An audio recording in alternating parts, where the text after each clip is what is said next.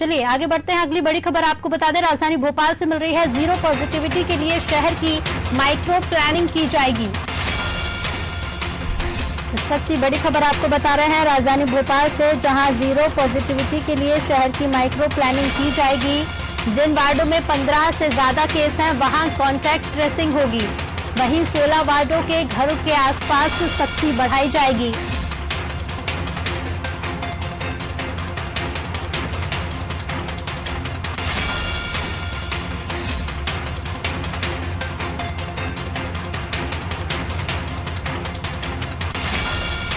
सोलह वार्डों के घरों के आसपास सख्ती बढ़ाई जाएगी। जिन वार्डों में 15 से ज्यादा केस हैं वहां कॉन्टैक्ट ट्रेसिंग होगी।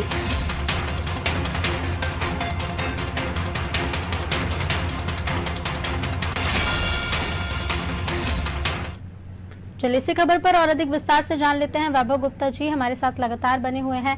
वैभव जी, अभी थोड़ी देर पहले आपने बताया कि प्रदेश का औसतन अगर दर देखें पॉजिटिविटी रेट का तो वो तो 5% से नीचे है, लेकिन शहर के हर शहर का अलग अलग औसतन प्रतिशत इससे ज्यादा है। तो राजधानी भोपाल में 0% लाने के लिए किस प्रकार से तैयारी की जा रही है, क्या कुछ प्लानिंग है?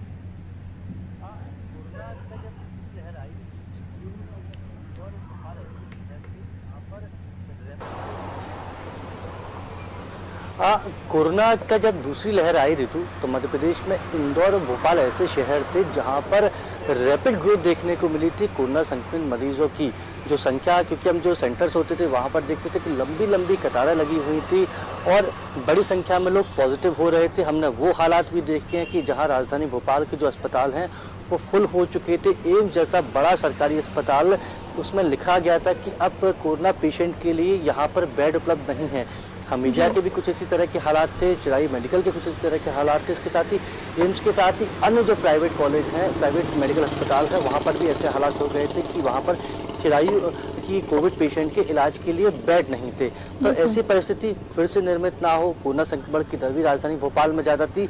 हालांकि हम आज की बात करें, आज की परिस्थिति की बात करें तो मध्य प्रदेश में जो औसत है कोरोना संक्रमण की दर फैलने का वो 5% है, लेकिन अभी भी राजधानी भोपाल में कोरोना संक्रमण की दर 8 से 9% के बीच में है।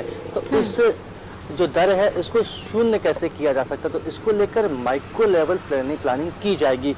कल भोपाल के प्रभारी चिकित्सा शिक्षा मंत्री विश्वास सारंग के निवास पर एक बैठक आयोजित हुई, जिसमें भोपाल कलेक्टर अविनाश लावनिया भी उपस्थित है। अविनाश लावनिया ने बताया कि कोरोना कर्फ्यू खुलने के बाद भोपाल का किस तरीके से प्लान बनाया जाएगा, उस प्लान को एग्जीक्यूट करने की जिम्मेदारी किन किन अधिकारियों को दी जाएगी।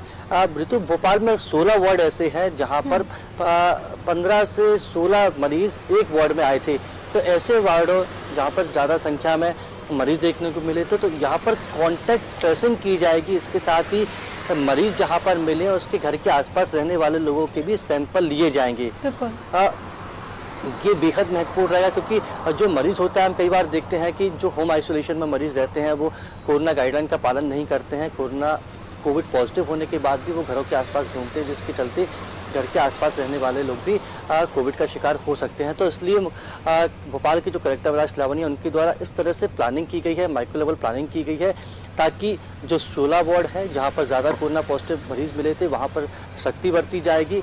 उन वार्डों की कॉन्टैक्ट ट्रेसिंग की जाएगी कि कोविड पेशेंट से कौन कौन से व्यक्ति मिले हैं। इसके साथ ही उनके घर के आसपास रहने वालों का भी सैंपल लिया जाएगा और जल्द ही ऐसी कोशिश की जाएगी कि रिपोर्ट हो सके। इसके साथ ही वैक्सीनेशन भी बढ़ाया जाएगा, क्योंकि ज़्यादा से ज़्यादा लोगों को वैक्सीन लगेगी तो हम कोरोना की जंग को जीतने में कुछ सफल साबित होंगे। और इसी आधार पर जो प्लानिंग तैयार की गई है, माइक्रो लेवल प्लानिंग, उसी के आधार पर शहर में जो कोरोना फैलने की दर है, संक्रमण फैलने की दर है, उसको 0% करने की कोशिश जिला प्रशासन के द्वारा की जाएगी। जी बिल्कुल बाबा जी, बने रहिए, आपके पास फिर लौटेंगे। तो प्रदेश के साथ साथ सरकार के यही प्रयास है कि राजधानी भोपाल और इंदौर में जहां सबसे ज्यादा केस मिल रहे थे तो बारीकी से मॉनिटरिंग की जाएगी। 16 वार्डों के घर के आसपास सख्ती बढ़ेगी, ताकि जब भी अनलॉक हो तो ये स्थिति दोबारा से निर्मित ना हो, तब तक जो पॉजिटिविटी रेट है उसे 0% पर लाया जा सके।